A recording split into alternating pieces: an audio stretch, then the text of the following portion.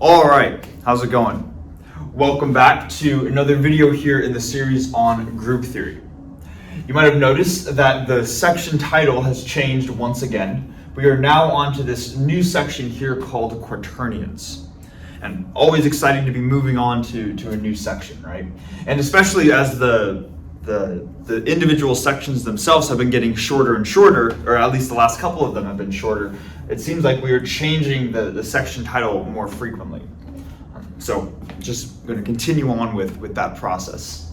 So to understand this new section here called Quaternions, first I think it's a fun name to say, right? But also the concept of what a quaternion is pretty interesting.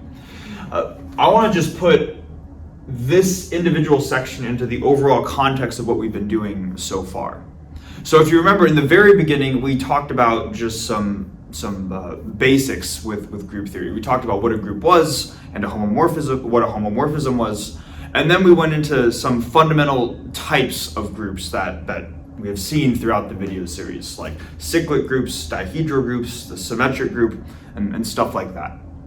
And then after that, once we kind of established the basics, we said, okay, well, let's take those and now start to develop some theory to help us understand the structure of different types of groups.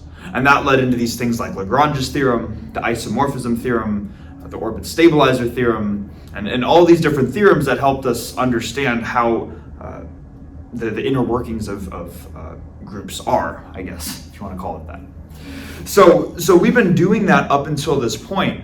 But now we're going to start to make a bit of a transition and say, okay, we have done a decent amount with theory, but now let's start to say, well, let's apply that theory to specific examples of groups. So now it's not going to be so much of saying, well, let's say we have some arbitrary group G with an arbitrary binary operation star. Rather, we're going to say, let's say that group happens to be this, and this binary operation happens to be this. And that's kind of going to be what the rest of the video series is going to be about. It's going to be just saying, well, what are some different examples of groups? How do we actually apply what we have been doing? And Quaternions is the first type of group beyond just the cyclic and dihedral groups that we're going to be looking at. So hopefully that makes sense. That is kind of the general direction that we're going to be going to finish off the video series. And I think one more thing that I want to mention before we get started with saying, okay, what are Quaternions, right? Is to say that for those of you guys that have been following the channel as of when I am making these videos, I am currently making both group theory videos and linear algebra videos simultaneously. And the reason for doing that is not just because I want to make two video series at once because I think it's fun. In fact, I'd almost rather prefer to just, for my own sake, to focus on one topic at a time and focus on figuring out how to present one topic at a time. So I'm not doing it because I necessarily think that is ideal for me, but rather I'm making the two video series because I think it is most helpful for people watching these videos. Well, we're going to see that there's a lot of overlap between group theory and linear algebra, and the overlap occurs more towards the later parts of both video series. And I'm saying that because we are now at the point where we are going to start to see that overlap occur a lot more often. So starting in this video and then a lot of the upcoming videos, I'm going to start referring to some concepts from the linear algebra video series. So I'm going to do my best to say that if there is a new concept, that this came from that video series, but just keep that in mind. There's going to start to be some overlap between the two subjects. And hopefully that's a good thing too, right? Like different areas of math, they're naturally going to connect with each other. And it's nice to be able to not just make connections within the area of math that the video series is based off of, but in between different math topics, you're almost making deeper connections that way. Okay. So I think it's a good thing, but just something to be aware of. Now, let's actually get started with Quaternions. I feel like I've done enough talking about non-Quaternion related things. So in order to talk about Quaternions, I could just write out the definition for saying this is what the quaternions are that we're going to be looking at. But I think it makes a little more sense as to why that definition exists in the first place if we give a little bit of context to the overall picture. So to do that, let's suppose that we're going to start not with quaternions, but we're going to start with real numbers. And we can denote the real numbers by R, right? And we could say, what is a method that we could use to visually represent every real number? And one possible way to do that is you could say, well, let's take a number line, maybe like this, and maybe you have 0 in the middle, with all the positive numbers going to the right, all the negative numbers going to the left. And you could say that every real number could be represented as a point on this real number line. I guess just you have a positive infinity and not positive, and then you have negative infinity over here, right? So this would make sense if we're only talking about real numbers. But one thing that we could do once we have this idea in our heads, which hopefully makes sense, is we also know that there are numbers beyond just the real numbers. There are also complex numbers, numbers that have both a real and an imaginary component. And then we could ask ourselves, well, how do complex numbers, or how can we visually represent complex numbers? So I can call the set of complex numbers C. And if you're familiar with this, we can represent complex numbers on what is called a complex plane. So not just a one-dimensional line, but now we have this two-dimensional plane where the horizontal axis could represent the real axis, and then the vertical axis can represent the imaginary axis. This right here, the origin, kind of like is going to be the midpoint right here. It's going to be the number 0. And then one unit sort of along the real axis would correspond to just the number 1. And then one unit along the vertical axis, or the imaginary axis, would correspond to the number I, which is just the square root of -1. Okay. So what we're seeing is that any complex number of the form a plus bi can be represented as a point on this two-dimensional plane. So what we're seeing is that going from the real numbers to the complex plane, it's almost like the complex plane is an extension of the real numbers. The real numbers visually in this diagram right here is just this horizontal axis, and now we're saying, well, what happens if we add one more axis to it, right? And that's how we get the complex numbers, as an extension of that. And hopefully that makes sense. So if all that does make sense, you could imagine, and not just you, but also a guy, a mathematician, is this Irish mathematician, his name was Hamilton. He said, well, we don't just live in a two-dimensional world. We live in, I mean, there's, I guess, debate over how many dimensions the universe is, but let's suppose we live in a three-dimensional spatial universe. There are 3 spatial dimensions.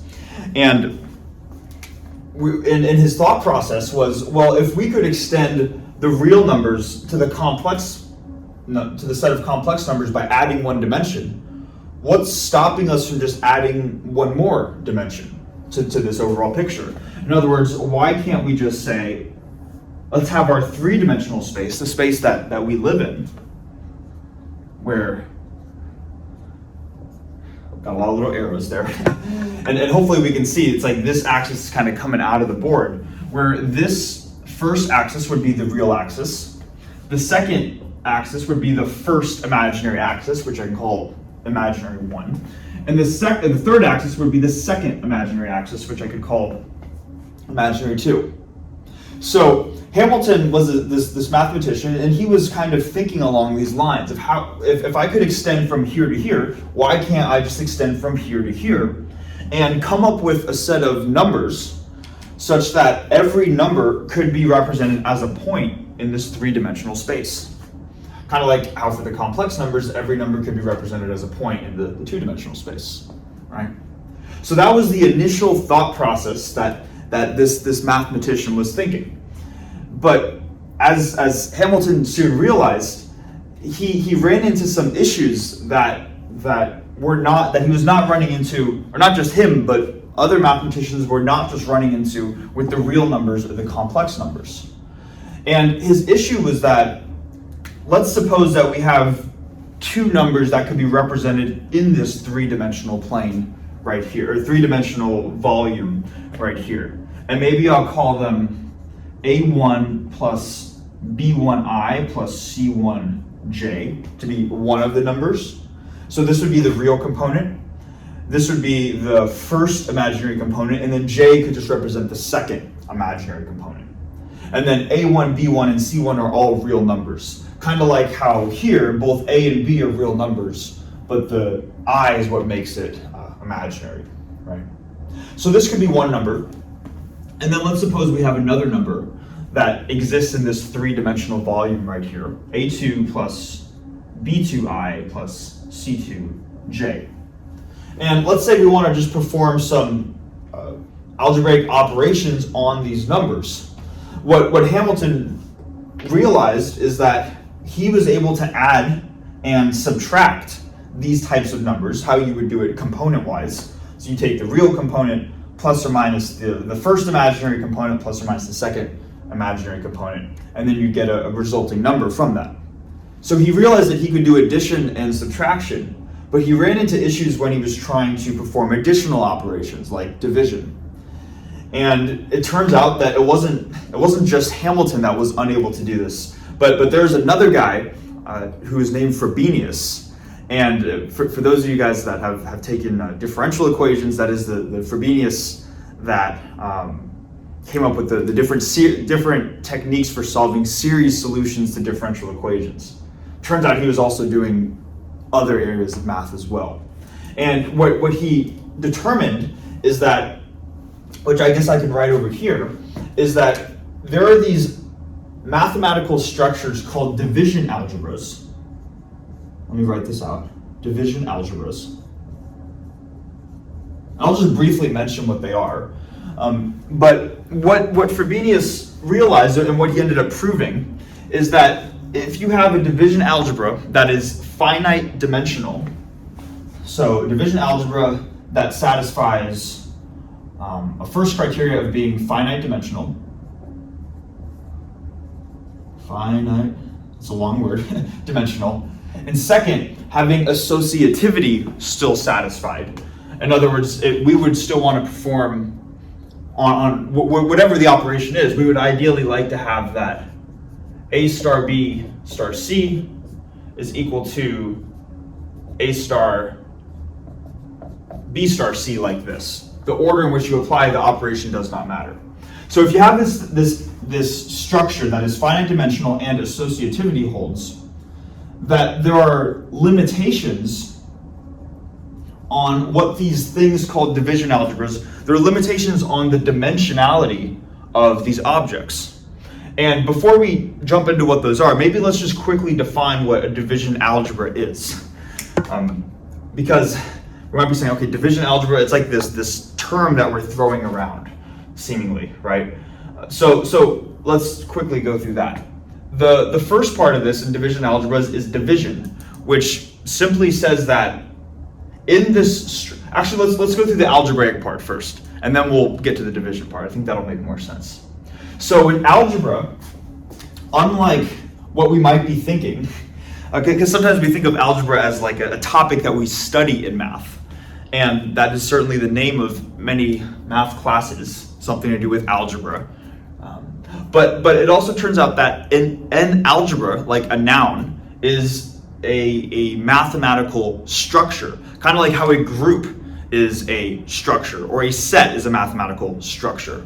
I almost want to say an algebraic structure, but I think it could be confusing to say that an algebra is an algebraic structure, but it is.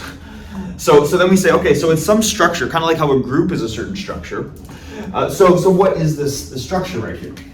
Well, an algebra as a mathematical object, it is a vector space. A vector space with a bilinear product. So with a bilinear product, okay? Now then we might be asking ourselves, okay, well what is a vector space and what's a bilinear product? And at this point, I don't want to go down the rabbit hole too deep, but I will say that a vector space is one of the fundamental objects that we are interested in when we study linear algebra. So I have at least one video, if not multiple video, on the linear algebra video series talking about what a vector space actually is. And then of course you could go and just Google it too, to say a vector space is a set that satisfies a bunch of different requirements. So I will leave that to you if we're not already familiar with what a vector space is. But yeah, so an algebra is a vector space and a bilinear product. Essentially, a bilinear product takes in two different inputs, and each of those inputs satisfy the properties of being linear.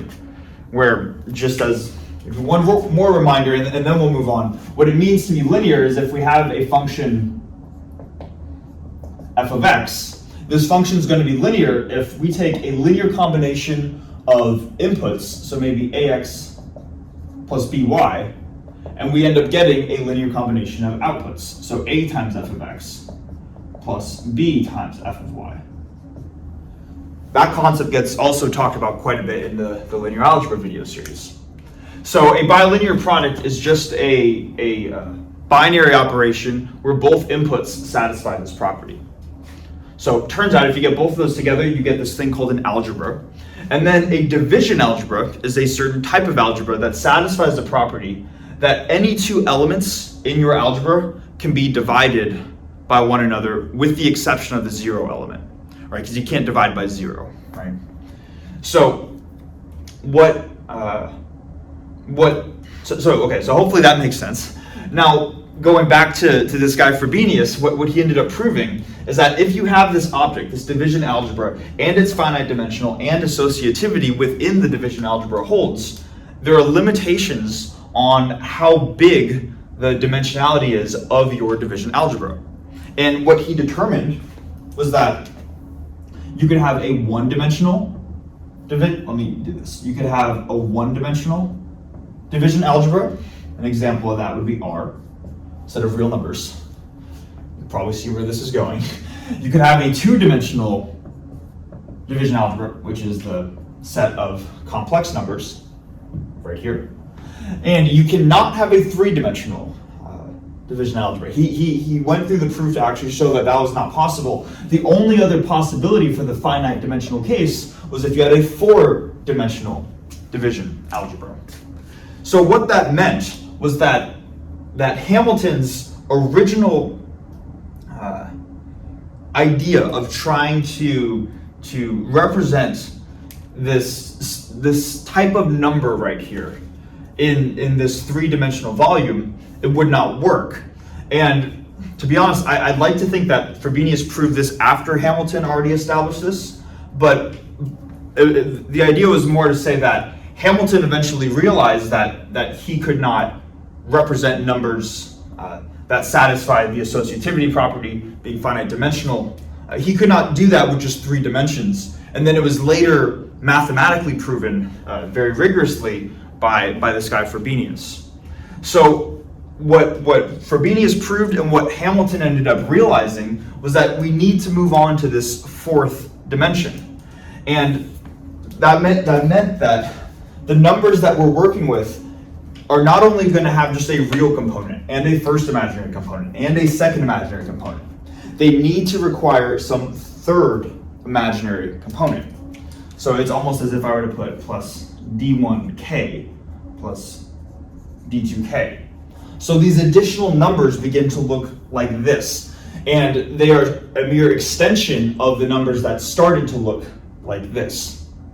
And numbers that look like this, these seemingly four-dimensional numbers, because we have a real axis, a first, second, and third, three different imaginary axes, these types of numbers are called quaternions, and hence the subject of what this video is about.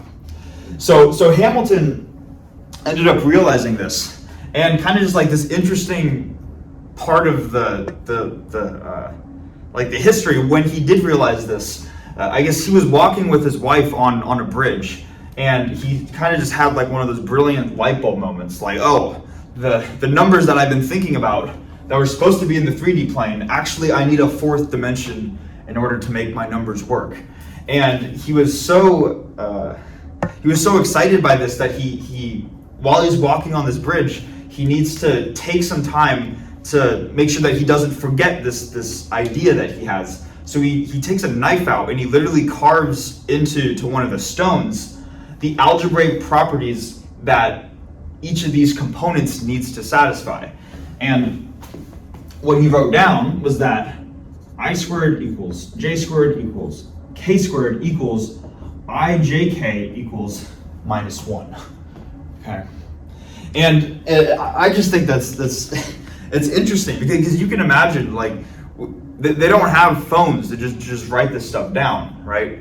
And I don't know about you, but a lot of times I'll have these ideas that it's like, oh, I want to write it down before I forget it.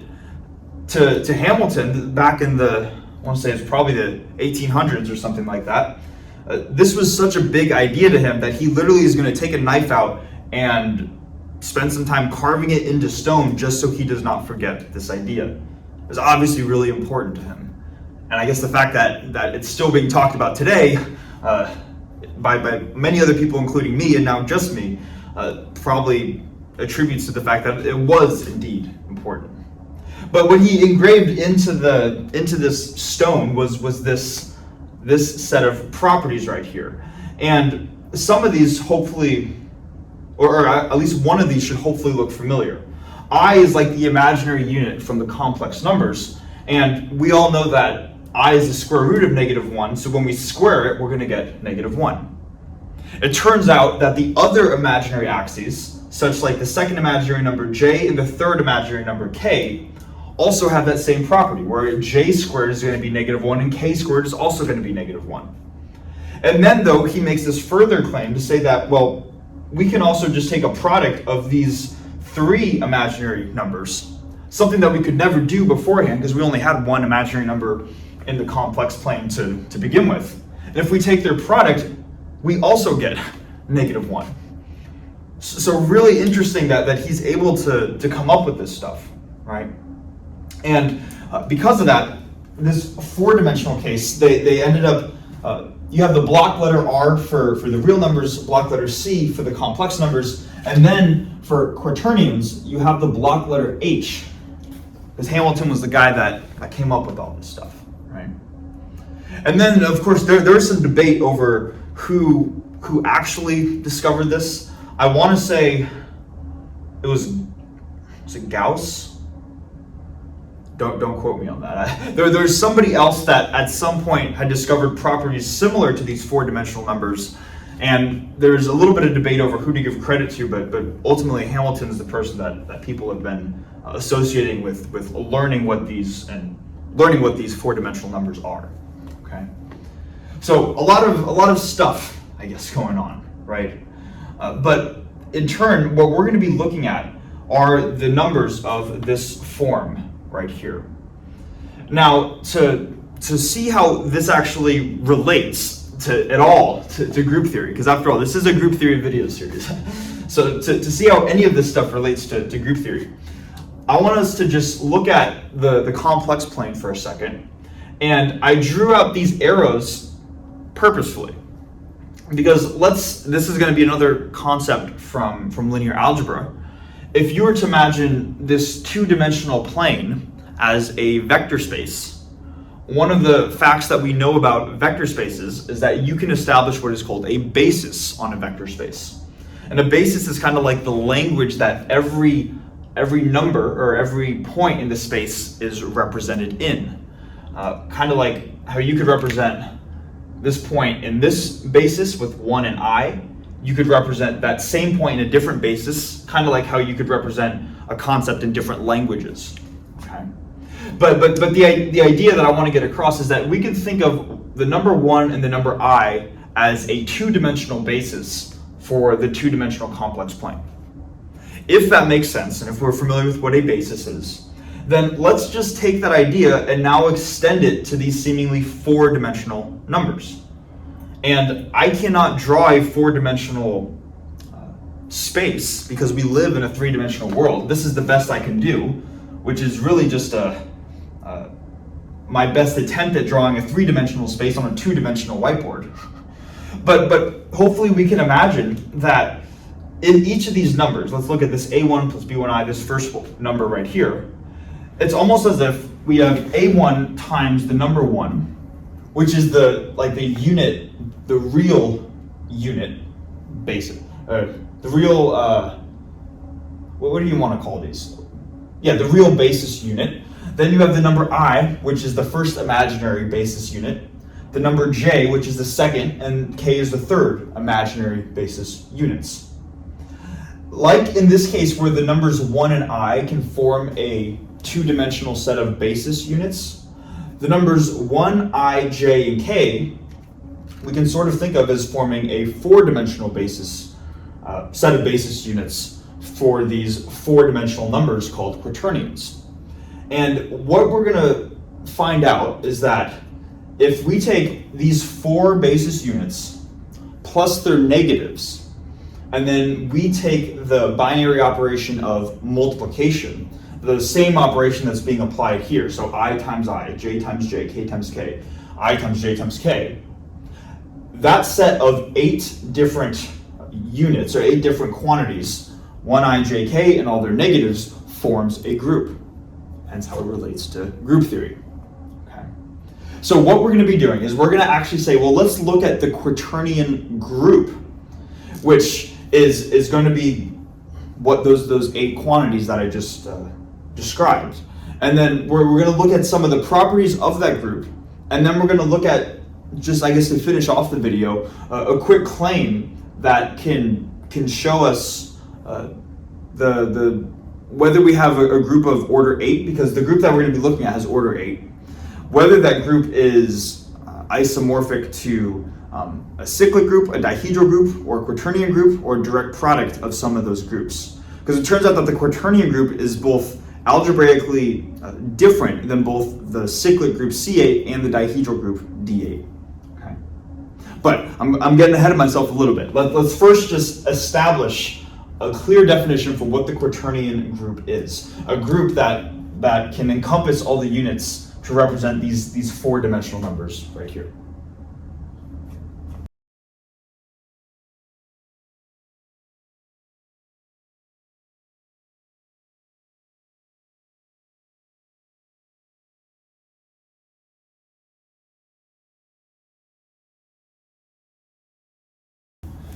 Okay, so here we have the definition for the quaternion group. The quaternion group is denoted Q sub 8. Q for quaternion, 8 because it has 8 elements in it. And like we said from the previous whiteboard, it has those 4, I guess, basis elements, the real number, or the real basis element, and then the 3 imaginary ones, plus I, plus J, plus K, and then their corresponding negative values. So this is simply a set whose elements are going to interact in a specific way. And if we have a group of 8 elements that act according to these properties right here, that is just a way of obtaining saying that we have the quaternion group. So let's understand these properties right here. The first one is hopefully intuitive. You can imagine, like with the real numbers, if we take -1, square it, we're going to get back to +1, or the identity element. Then here, the second one, this takes a look at how each of the imaginary axes interact, and the first one should hopefully be familiar from complex numbers. I squared is -1, but it turns out that all of the other imaginary axes are going to satisfy the same property, and that kind of just tells you something, right? That if you are extending your number, whatever number you're working with, to an imaginary axis, then what you're inherently doing with each of those imaginary axes is you are defining some new imaginary unit such that the square of that unit gives you -1. So that is a common property among imaginary numbers, effectively. And I say that too because a lot of times when we hear the phrase imaginary number, we think that we can just make up literally whatever we want, like it's in our imagination. But the phrase imaginary unit has this it's actually a concrete definition. It's simply to say that if you have an imaginary number regardless of what you call that number, and it's the imaginary unit number, then the square of that number will be -1. So this should make sense from that, if we think about imaginary unit as a concrete definition. Okay. Now moving on to here, this should hopefully make sense. If we take the negative of that, that just gives us the -1 element times an imaginary unit. Same thing with j and k, we're just going to get the negative of that element. And then now we move on to some new properties that we haven't seen with the complex numbers, simply because there's only a single imaginary unit to work with. But now that we have these additional imaginary units, we want to be able to say, well, maybe we're not just going to multiply a real unit times an imaginary unit. Maybe we want to multiply different imaginary units times each other. And hopefully, when we do that, you can start to see why we need 4 dimensions in the first place as opposed to 3. If we just had 3 dimensions, we would have a real unit, a first imaginary unit, and a second imaginary unit. But then we would ask ourselves, okay, well, what does the product I times j equal? And in order to satisfy the property of being closed, it would either have to equal some other I, some other j, or a plus or minus, the number plus or minus 1. But we see that when we add on k, then we're able to get this cyclic property that we see right here. So if you imagine I, j, and k kind of in that order, kind of like in the sequential order, each of these 3 properties are saying effectively the same thing. If you take I times j, you get k, j times k, you get I, and then k times I, you get j. But with each of these 3 quantities right here, if you read from left to right, starting with the number I, you're going to get ijk. So you're going to get ijk here, I loop back around to jk here, and then ijk right here. So what we see is that the order in which we multiply these imaginary units is very important. Because when we get down to this bottom line right here, we say, okay, well, rather than having I times j, what if we just swap the order and computed j times I? Well, now if we swap the order, j times I no longer gives us k, but it gives us the negative of k. And hence why we needed the negative element in here as well. And same thing with all of these quantities. If I just take the 2 terms being multiplied on the left and swap their order right here, we get a negative imaginary unit as the resulting output.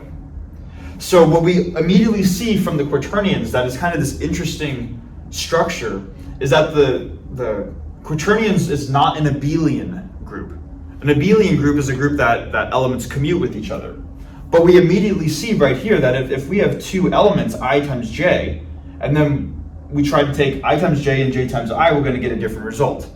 So QA is an example of a non-abelian group. Okay. Hopefully these properties, we can say, okay, this is some set with these properties, that's what defines a quaternion group.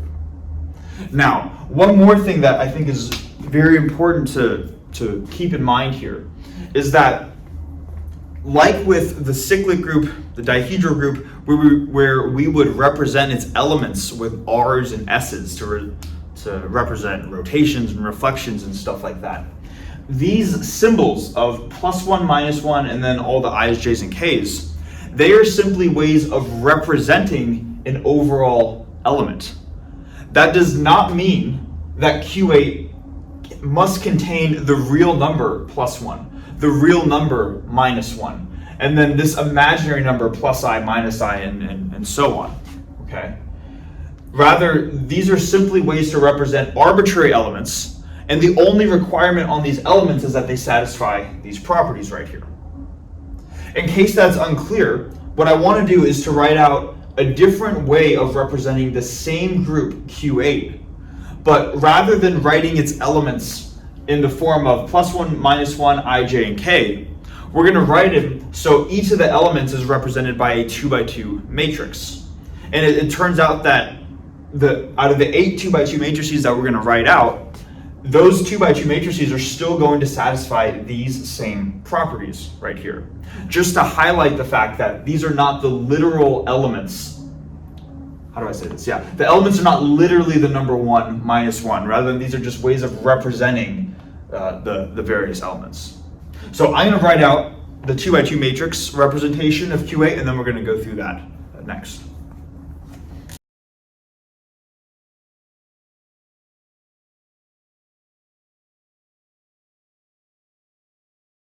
Okay, so what I have down here is a way that we can represent every element of QA with a corresponding 2 by 2 matrix. And to avoid confusion, what I'm going to do is to emphasize here that if we look in each of these 2 by 2 matrices, every number in every element of every matrix is either going to be a 0, a +1, a -1, or a plus I or minus I.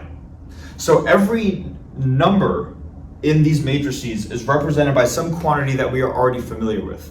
Notice that we do not include the imaginary units j or k in these numbers. This is because these are 2 by 2 complex matrices, but they are only containing the complex numbers of the form a plus bi. So what we're saying here, and I think some of these are going to be immediately intuitive, like the +1 element is just another way of saying the identity element. We could also just call this E, because we've been doing that throughout the video series. We could replace this with E if we wanted to. But this is the identity element corresponding to the 2 by 2 identity matrix. And then the minus of each of these 2 by 2 matrices is simply going to be if we take every element in the matrix and multiply it by -1. So the identity matrix is this one right here, and then -1 is if we put minus signs in front of the main diagonal elements, like this. Now, the potentially confusing part is going to come into here and here, I think. And I don't think it needs to be confusing, it just needs to be explained. So we're saying that I equals I00 minus I. What that translates to is that this I is really just saying this element of the Quaternion group. So we're saying this element of the Quaternion group can be represented by this matrix, where this matrix has 4 elements. The top element is I, meaning the square root of -1. And this I is also the square root of -1. So maybe another way of writing this element, which might make this a little more clear, is that we could say the I element, this element right here, is equal to the square root of -1, 0, 0, minus the square root of -1. Okay. So this I and this I mean different things. And hopefully we can see what that distinction is. Right? So again, this is just to say that this is another way of representing the Quaternion group, and you could go through checking that each of these 5 properties right here are satisfied if you plug in, let's see, like +1, -1, I, j, and k into all of these properties right here. Okay. So just wanting to establish that.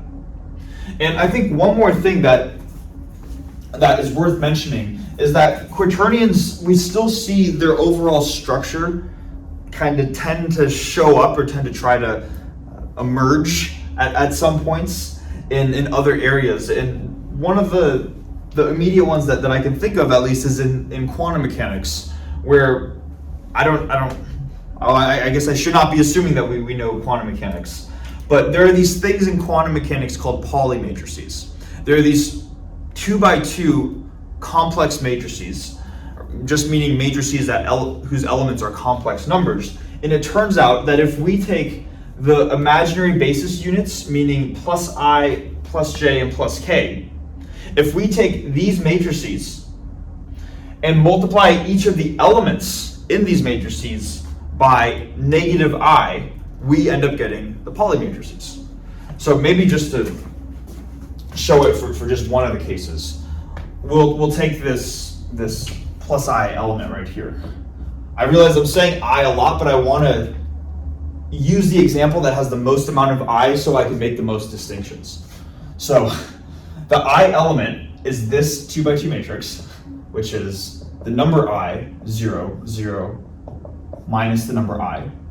And if we were to take every element in here, multiply it by the number -i, this is what we're going to get. So the group element +i would, let's see, how do you even write this? I'm just gonna, let's do this here.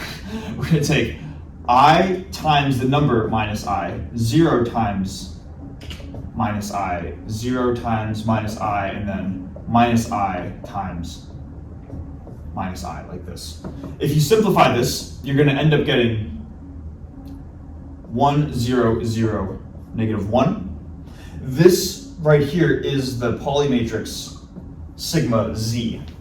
And we're not gonna focus on Pauli matrices in this video, that's not the point. But rather just to say that not only does this group have different representations, aside from just this one, but also it's very easy to see how the structure of this group can translate into other areas that get studied as well. The Pauli matrices are very, very well known in quantum mechanics. They are matrices that describe the spin, or measuring the spin of a particle about a given axis, and they can be obtained directly from 2x2 representations of this quaternion matrix right here, or quaternion group, I should say, right here. Okay, so more just, I guess, fun facts about the quaternion group. Now, to finish off the video, we're going to actually try to relate this group to some other groups that have 8 elements in them. And we want to say, does this group have the same algebraic structure as some other fundamental groups, like C8 or C2 cross C2 cross C2, or the dihedral group D8, or groups along those lines. So to finish out the video, I'm going to write out that claim and then we'll go through that next.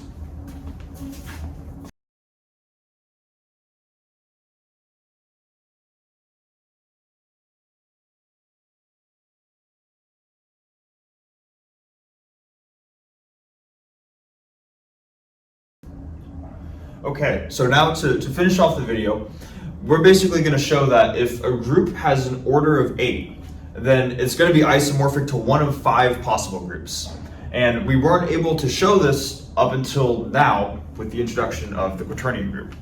So either the group is going to be abelian, and if it's abelian, it's going to be isomorphic to either C8 or some direct product of cyclic groups, C4 cross C2 or C2 cross C2 cross C2.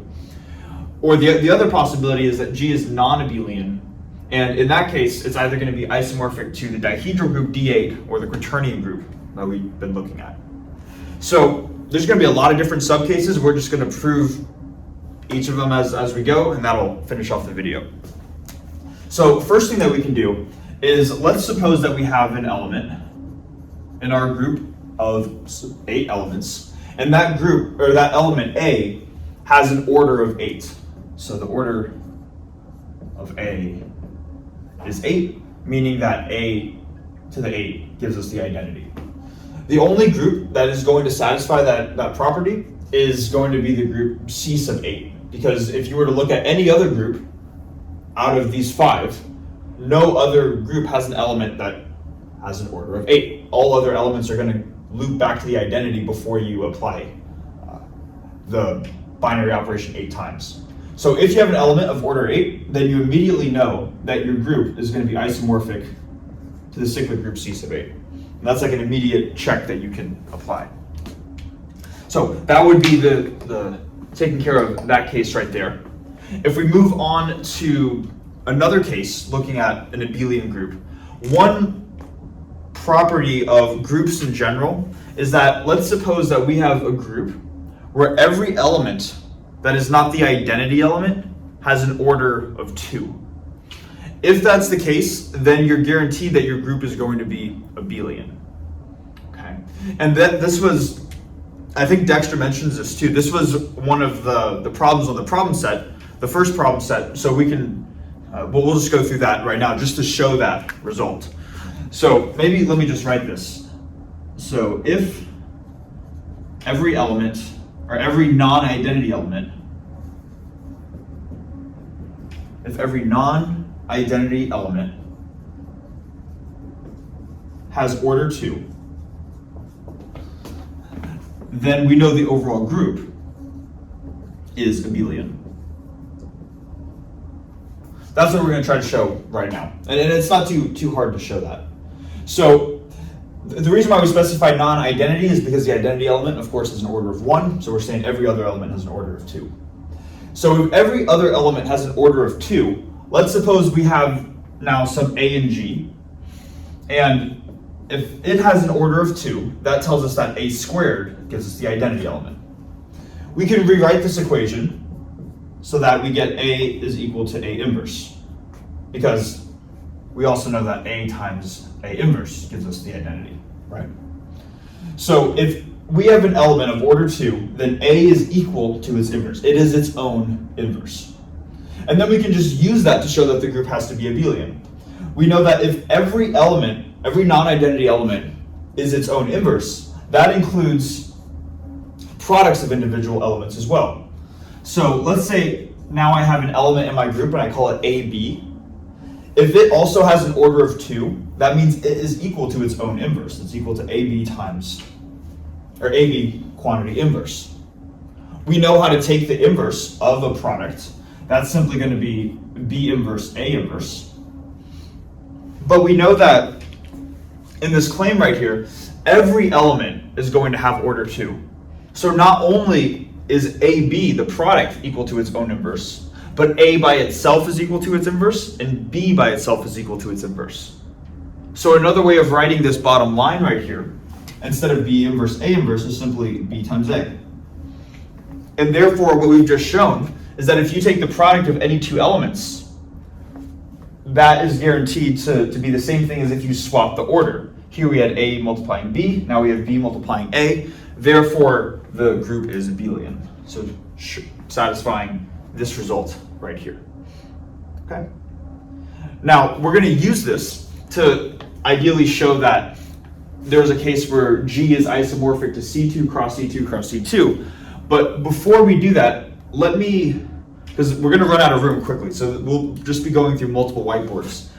The next thing we're going to want to resort to is the direct product theorem. That was a theorem that we were talking about way early on in the video series. And it's been such a long time since we've talked about it, so I'm just going to probably erase the board. Let's just keep this identity in mind, that if every element has order 2, then the group's abelian. I'm going to write out the direct product theorem, and then we're going to see how to apply that to continue on with the proof.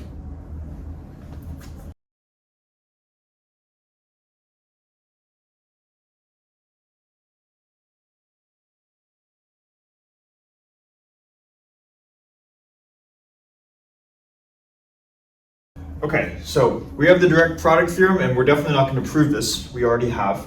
But just to remind ourselves what this says, if we have two different subgroups, H1 and H2 of our overall group G, and they satisfy these three properties, where the first is that they don't have any elements in common other than the identity, the second being that they are abelian, which is essentially what this says, which is what the case that we're going to be looking at, and the third is that every element in the overall group can be constructed from a product of the elements in the individual subgroups. So an element from G is equal to one element from H1 times another element from H2. If all three of those conditions are satisfied, then the direct product theorem tells us that our overall group G is isomorphic to the direct product of the two subgroups H1 cross H2. Okay. So that's just what the direct product theorem tells us. And what we can do is we can say, well, if we're taking the case where we're working with a group G, it has 8 elements, and every element has an order of 2, then we can start to see if these requirements get satisfied by looking at certain types of subgroups. So let's do this for a second. Let's say that we have 2 elements, A and B, in our group.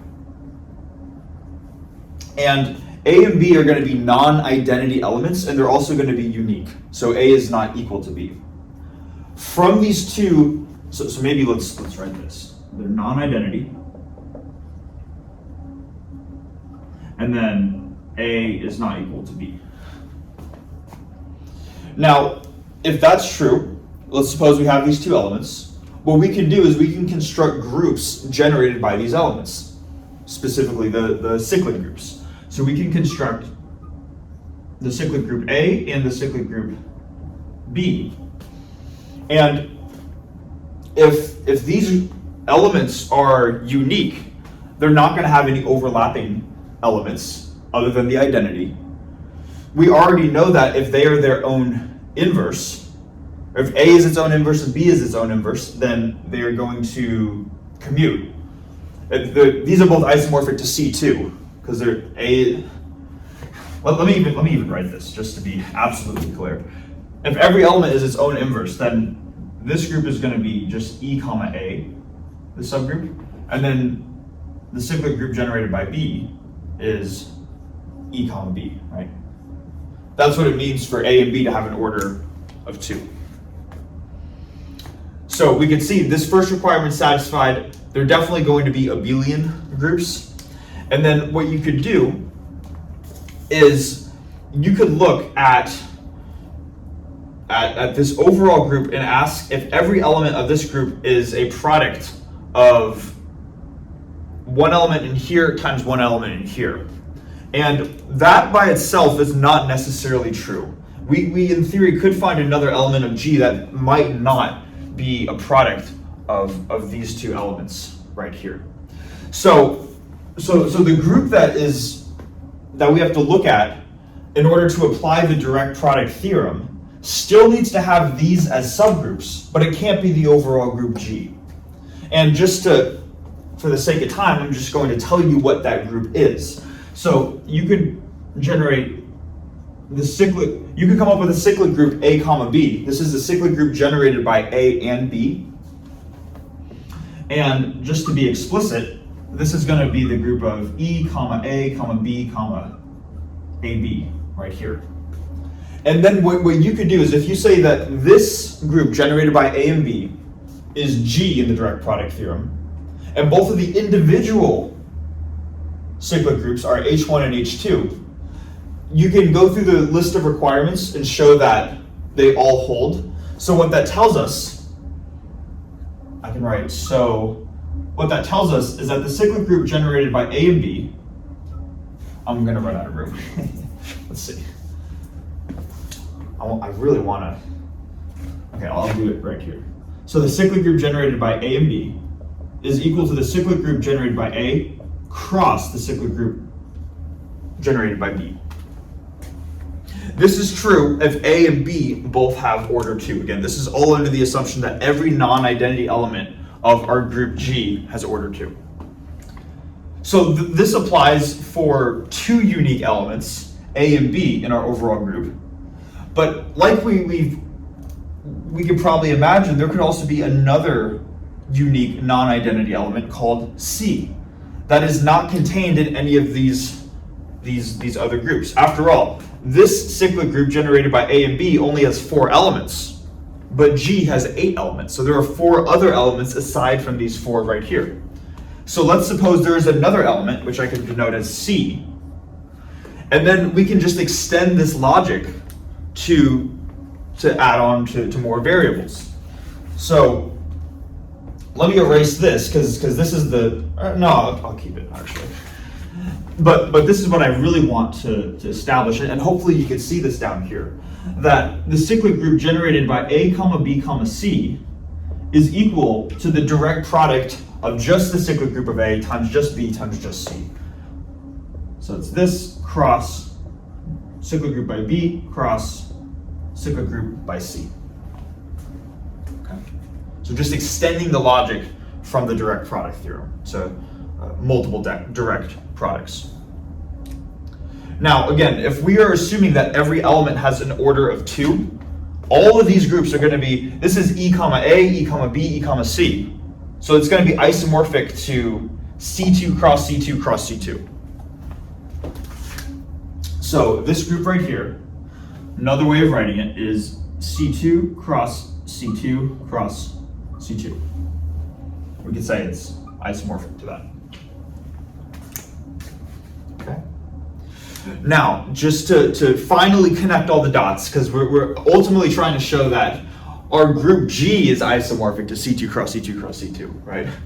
And to do that, what we immediately know is that this is a cyclic group, A comma B comma C is a cyclic group generated by elements of the overall group G. So if we could even draw a little circle here. If this is G, it contains A, B, and C. The cyclic group generated by each of those is only going to contain elements within the overall group because the group's closed. So because of that, we immediately know that this group generated by A, B, and C has to be a subset of G. The reason why, if the element is contained in here, because the group is closed, then it also has to be contained in the overall group. So we know that C2 cross C2 cross C2 is a subset of G, just based off of how we defined it right here. But also, let's think for a minute on how many elements are going to be contained in the cyclic group generated by A, comma B, comma C. Well, the order is going to be simply the product of the orders of the individual groups in the direct product. So what I'm trying to say is the order of this cyclic group generated by A, comma B, comma C is going to be equal to 2 times 2 times 2, or 8. So that's important because that tells us that if this group right here, C2 cross C2 cross C2, has 8 elements, and it's a subset of another subgroup that also has 8 elements, the only way that one thing can be a subset of another thing, but they have the same number of elements, is if they are the same thing. So because they have the same number of elements, we can say that not only is this a subset of G, but in the case where every element has an order of 2, then we get the case where G is isomorphic to C2 cross C2 cross C2. Okay. So a lot of work, but we eventually get to a case where we can establish that G has to be isomorphic to this guy. All right. And we just got to keep on going with this. There are still other groups that we need to take care of, right? Like C4 cross C2, and then the non-abelian groups, D8 and Q8. So I'm going to erase all of this, including the direct product theorem. It takes up a lot of space, more than I thought. And then we're just going to keep going with this.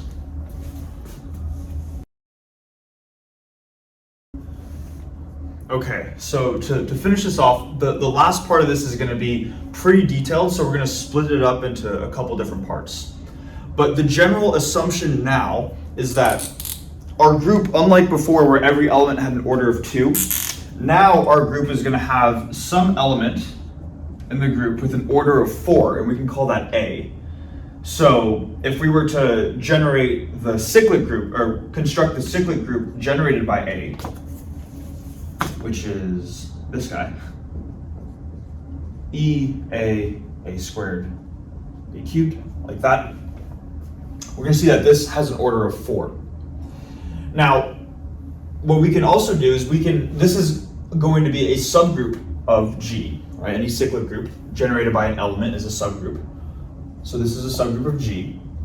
And what we can do is we can call this cyclic group, just for simplicity, as we'll see later on in the proof, it'll be easier to refer this to just a simple letter than writing this over and over. So let's call this cyclic group H. So what we know about H is that it has an order of 4. And if we remember, let's go back to one of the theorems that was early on, Lagrange's theorem. It's an important one, but it's still a while ago, so I'll just write it out real quick. So it basically says that the order of the group equals the number of left cosets, or the index of the subgroup, times the order of the subgroup.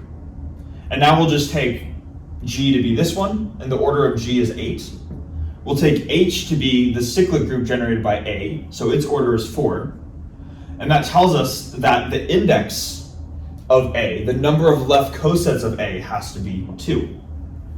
Okay, so that's going to be the next step, that this has an index of 2, or has 2 left cosets that can be constructed from it.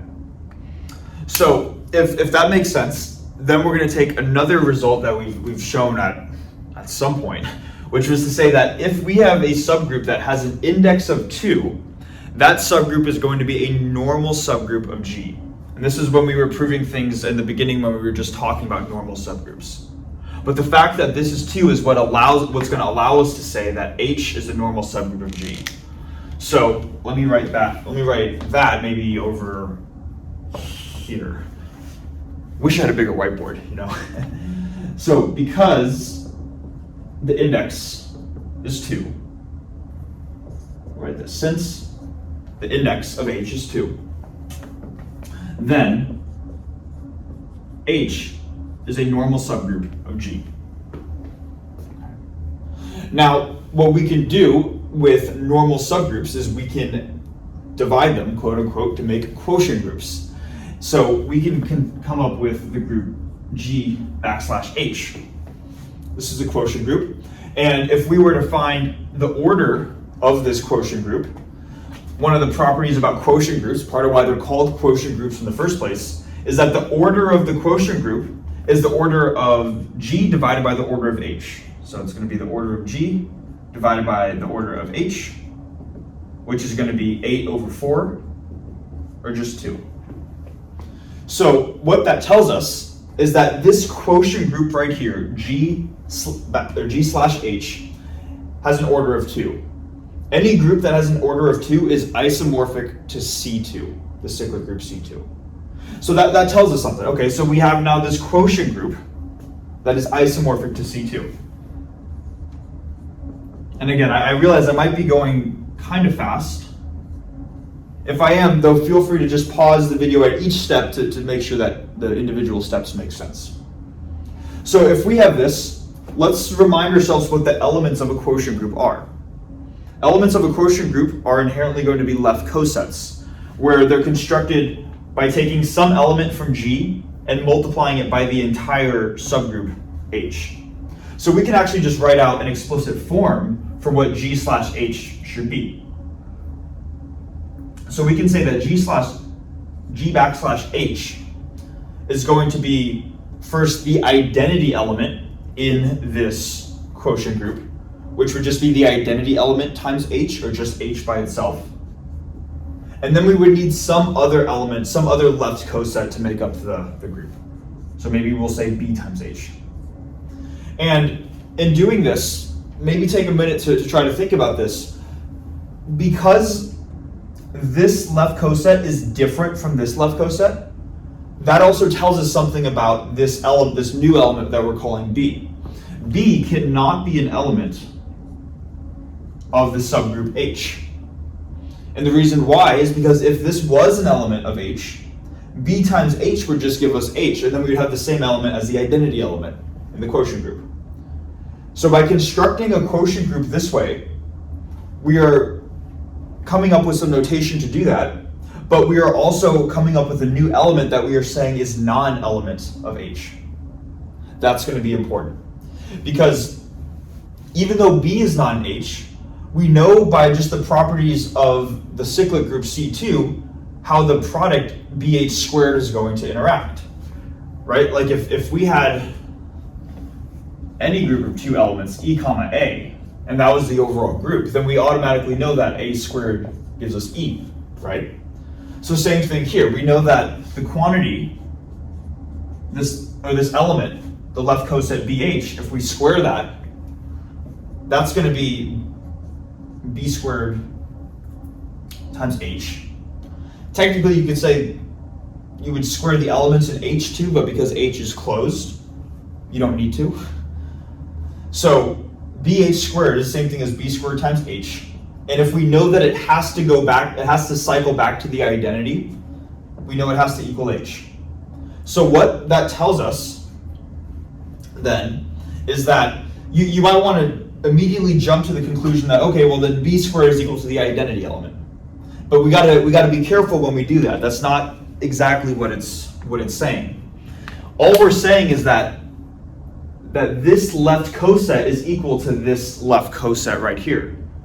Or in other words, this set of 4 elements in the group, so B squared times E, B squared times A, B squared times A squared, B squared times A cubed, that is equal to E comma A squared, comma A cubed in no particular order.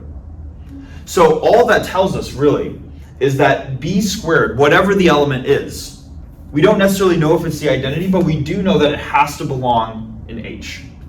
Because if B squared times H is H, then B squared has to be an H just by the fact that H is closed as a group. So this condition right here tells us that b squared is an element of h. And now, so we can stop throwing h's around, I'll just mention that b squared is an element of the cyclic group generated by A. Because after all, we said that's what H was, right? H was this cyclic group generated by A. So B squared is an element of here. Now, that could mean one of four possibilities, right? If B squared is in here, and the cyclic group generated by A is one of these four elements, that tells us that B squared has to be one of these four elements, right?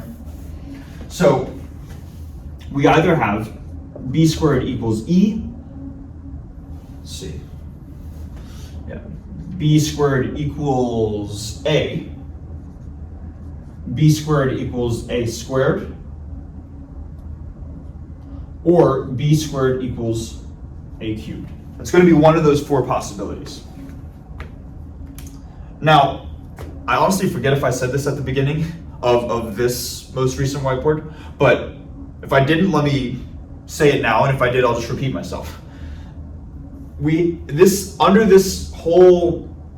whole assumption at the beginning of this was that A had an order, the element A had an order 4, but the group G did not contain an element of order 8. We already discussed the case where G did contain an element of order 8, and if it did, we automatically knew that G was isomorphic to C8. So now we have to look at the case where we're going to say G does not contain an order, or an element, I should say, of order 8, but it does contain an element of order 4. So let's now think about that in terms of what that means for these four possibilities.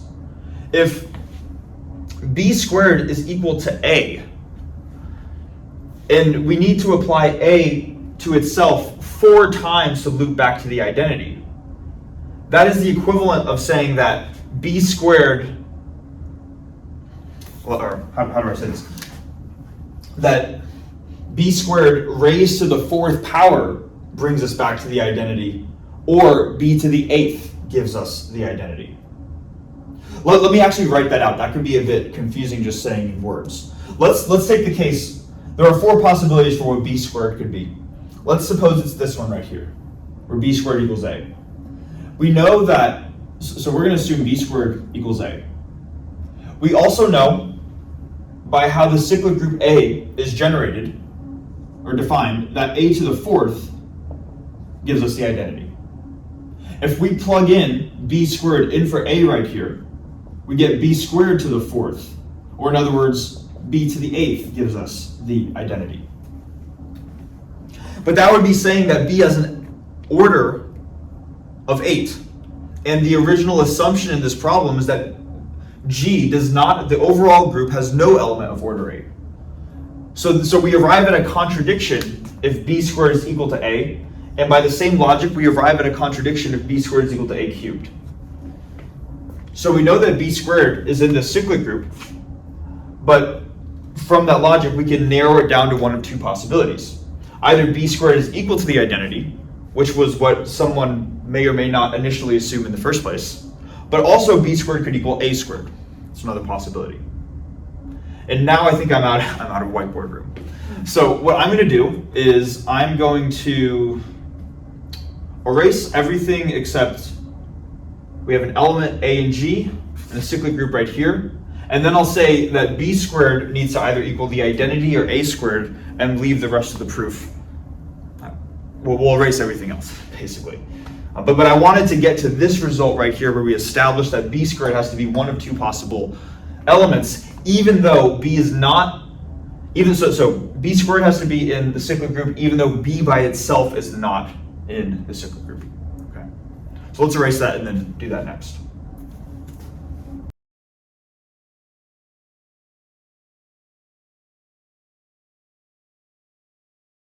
Okay, so if you're able to stick with me so far, that's good. We're gonna have to do a little more work, but we're getting there. I want to say maybe like probably 2 more whiteboards, including this one, at least 1 more after this. Again, there are a lot of steps here, but if I'd really recommend just going 1 step at it. If it gets too complicated. Just take one step, pause, make sure you understand, go to the next step, pause, make sure you understand, and that's probably the best way about understanding these proofs conceptually. So what we have established is all of this. I realized I forgot to write here as well that we've established that because A has an index of 2, we said in the last whiteboard that it is a normal subgroup of G. So we can write, I'll just write it separately. We can write that H is a normal subgroup of G.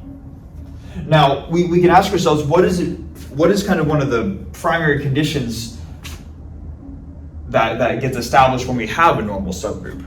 And kind of really the definition of a normal subgroup is that if we have some element in H, or this cyclic group, which I can call A. I know A is in this group, right? And I have some arbitrary element in G, and that arbitrary element I'm going to conveniently pick to be B. Then I know that the quantity BAB inverse needs to be an element of H. That's the condition that it needs in order for H to be a normal subgroup of G, right? So if this quantity BAB inverse is an element of H, or my cyclic group right here, I know that it needs to equal some power of A. It's A to the 0, A to the first, A squared, or A cubed. So I know that this quantity is some power of A, so I can say that BAB inverse is A to some exponent, which we can call L, this. All right? So hopefully that makes sense. If it's an element of here, it has to be some power of A. Now, what we can do is, because we know that B squared, we're going to use this little fact right now. If we know that B squared is an element of H, that tells us that B squared is one of these elements right here. And because this group H is a cyclic group, we can see right here, that means that cyclic groups are abelian, right? You can interchange the order in which you multiply things. So we know that if B squared is in here and it's an abelian group, we know that B squared commutes with A. So let's write that. B squared commutes with A because they're both in an abelian group together.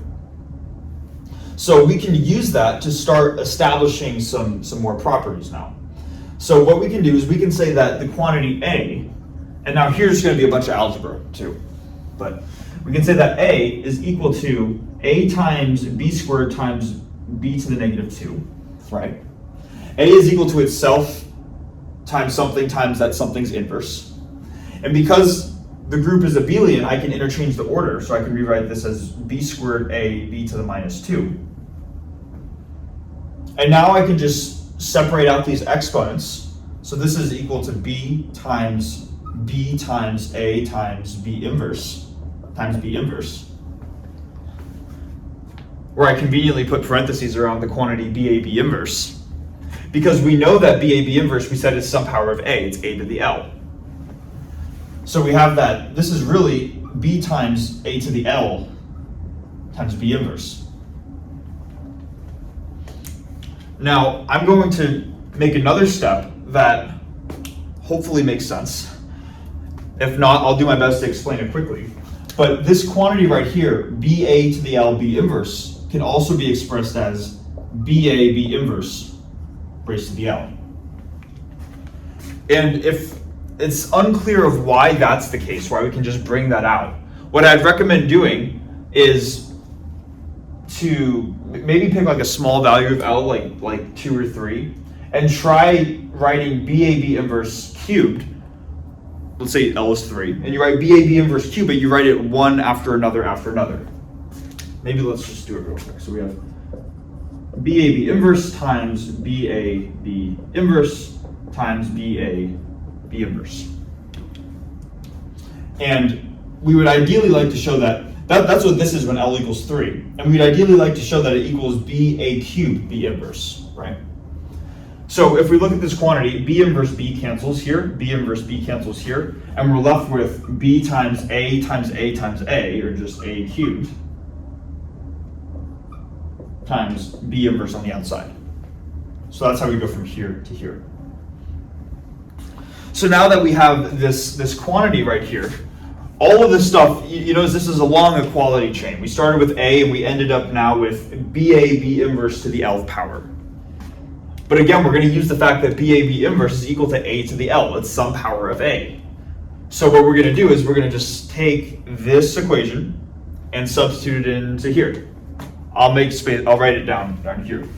On the leftmost side, the thing that we originally started with, all we did was we started with A. And now we have this thing in parentheses, which is A to the L. A to the L. But that itself is raised to the L. A to the L, or in other words, A to the L squared. Okay. Hopefully that makes sense. And this result by itself is able to tell us something about what the power of L needs to be. This exponent that this quantity BA B inverse is equal to. And the reason why, I'm going to do my best to explain this. This is kind of a number theory argument. This is going back to congruences in the numbers and sets playlist. But let me do my best to explain this. Hopefully this makes sense. I'll do this over here. Maybe this has been my scratch area for this whiteboard, it seems like. So I can take my variable A, just this element in this group right here. And I know that A is going to be equal to A times the identity. But the identity, we know that comes from taking A and raising it to the fourth power, right? You raise it to the first, the second, the third, and after the fourth, you cycle back to the identity. And not just is E equal to A to the fourth, but it's equal to any integer multiple of A to the fourth. Any number of cycles you're going to get back here as long as you apply A 4 times, or an integer multiple of 4 times. So in general, what I can do is I can say that this is A times, not E, but A to the 4k, some integer multiple of 4. Or another way of saying this is that A to the 4k plus 1, if I combine the two into a single term. So what I'm effectively getting is that A to the L squared, if I'm matching up exponents, right? Because we said that A is equal to the A to the 4k plus 1. And down here we said that same A is equal to A to the L squared. So now what I'm getting from this is that the quantity L squared needs to be an integer multiple of 4 plus the number 1. Another way of writing that, using notation from number theory, using congruences, is to say that L squared, and this is what I'm going to write here, that L squared is equivalent to the number 1 modulo 4. Okay, so we're pulling from all different areas now of math. Really though, we're just saying that if you took this quantity L squared, divided it by 4, it would have a remainder of 1. That's another way of saying that. So then what we can do is we can just simplify this a little bit more.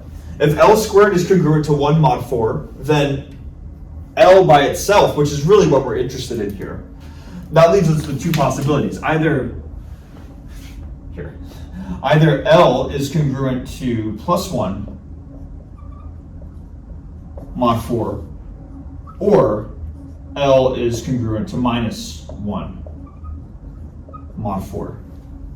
And it seems like we're getting just increasingly complicated. But I promise, after this point, what we're going to be doing is we're going to be looking at the different possible cases for what our exponent L could equal. And then we're going to look at the different possible cases for what the quantity B squared will equal. And we're going to see that for different scenarios, we're going to end up getting the remaining groups that are in this original claim. We're either going to get C4 cross C2, either D8 or Q8.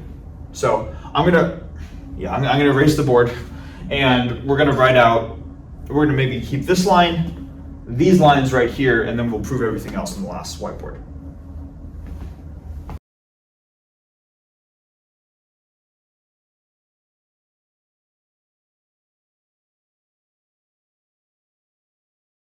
Okay, so to finish off the proof here, I split everything up into two cases. So far we need to consider both cases for B and both cases for L. I first split into L. So the first case is when L is congruent to +1 mod 4, and the second one is when it's congruent to -1 mod 4. We see that in the case where L is congruent to +1 mod 4, that tells us that we can just replace L here with 1. So BA, B inverse is now equal to 1, or in other words, BA is equal to AB. And another way of saying that is that the elements are going to commute. So we have an abelian group. And that falls into the category where G, in theory, should be isomorphic to either C8, C4 cross C2, or C2 cross C2 cross C2. And we've looked at this case and this case, but we haven't looked at this case yet. So you can probably imagine what we're about to show. So this is what we're going to be looking at. And now that we've looked at the first case for L, now let's look at the two possibilities for what B squared equals. If we have that B squared is equal to this first possibility, the identity group, that means that we can construct a group that is generated by both A and the quantity B squared. Because A is going to circle back to the identity after 4 products of A with itself, and B squared will circle back to itself after 2 product, or B squared quantity squared should be E. Right? So point of what I'm trying to say is that in this case right here, G, which can be generated by both of these elements right here, we know that this we can apply the direct product theorem. Each of those criteria are going to get satisfied. So this should be equal to direct product of A cross B squared. And then we just say, okay, well, what are these guys isomorphic to? Well, A is isomorphic to C4. And then B squared, because B squared equals E. Or sorry, this should be just B by itself, right? Yeah, B. Yes. Right. And then B, because B squared gives us the identity, this is isomorphic to C2. So under the case where L is congruent to 1 and B squared does give us the identity, we get that our group is isomorphic to C4 cross C2. Now let's just look at the other case where B squared is equal to A squared. Right, that was this condition right here. So in that case, then what we can do is we can now define another element. It's not a new element, it's just kind of a composed from the previous elements. So we have B squared equals A squared over here, and that is the quantity B A inverse, like this. And what we can do is we can square this element, and if we square this element, let's see what we get. We get B squared times A to the -2. But we said that this was the case where B squared was equal to A squared. So if we were to replace B squared with A squared, that'd be A squared times A to the -2, or just the identity. And then by the exact same logic as what we had over here, then we can just say that G, our group, is not generated by A and B, but generated by the quantity BA inverse. So we can say that G is generated by A and the quantity BA inverse, like that. I want to make sure I get that right. Yeah. And then by the same logic, you can apply the direct product theorem, and the cyclic group generated by A is C4. Cyclic group generated by the quantity BA inverse is 2, because BA inverse squared is the identity. Therefore, regardless of what the value of B squared is, the overall group is going to be isomorphic to C4 cross C2. That is all for the L is congruent to 1 mod 4 case. And now the final case, and then we'll be done after this. I realized this proof was longer than I had thought out in my head, but that's how it goes sometimes. All right. So in this case, we still need to do the same thing. We need to look at when B squared is E and when B squared is A squared. Let's look at the first subcase when B squared is the identity. If this is true, let's just think about what this group is going to be equal to. So basically, we're going to have that G. I'm going to write something out. Let's see if we can figure out what this quantity is. we have G is the group generated by A and B, and this is going to be the group of elements A and B, such that, let's just think of the properties of A and B. So we know that A has order 4, so we know that A to the 4th is the identity. We know that B squared is the identity. So A to the 4th is the same as B squared is the identity, and we know that BAB inverse is A inverse. I'm running out of room. But we have this identity, and then we know that BAB inverse equals A inverse. Because that's true whenever L is congruent to -1 mod 4. We just ask ourselves then, what is that group? What is the group of elements generated by A and B, where A and B have those properties right here? That is the definition of the dihedral group D8. If you were to look up what is D8, you could write it out element-wise, kind of like this, or you could just write it out as a group generated by these two elements with these properties. So therefore, in the case where B squared is equal to the identity, then we have that G is isomorphic to our dihedral group D8. And then in the final case right here, we didn't mention this when we were talking about the Quaternion group. There are different ways of representing it. One property of the Quaternion group, though, is that this condition is satisfied. If you were to look at the basis elements, +1, -1, and then plus minus I, J, and K, they would satisfy this property right here. And then also, we can just think, if you were to take any of those 8 elements and you were to square any of those elements, then you could ask yourself, like, what do you get? Whether you take I squared, or you take J squared, or you take K squared, you're always going to get -1. You're going to get the same thing regardless. In other words, you're going to get that B squared is equal to A squared. Keeping in mind, of course, that these are going to be the non-identity elements. That's how they were set up, right? So it turns out this condition right here, as well as this condition right here, are the conditions that define, and this is like the new part with this video. In the case where we have B squared equals A squared, this would be the case where G is isomorphic not to 8. My brain's getting fried. It's isomorphic to Q8. And therefore, if we have a group of order 8, it is going to be isomorphic to one of these 5 groups. And we've gone through the proof for all of them. That took a lot longer than I thought. I really did not, I don't know what I was thinking in my head, but hopefully this video is not too long. So I'm gonna cut it right here. Thanks so much for watching. I did have fun making this, and yeah, I will see you guys in the next one.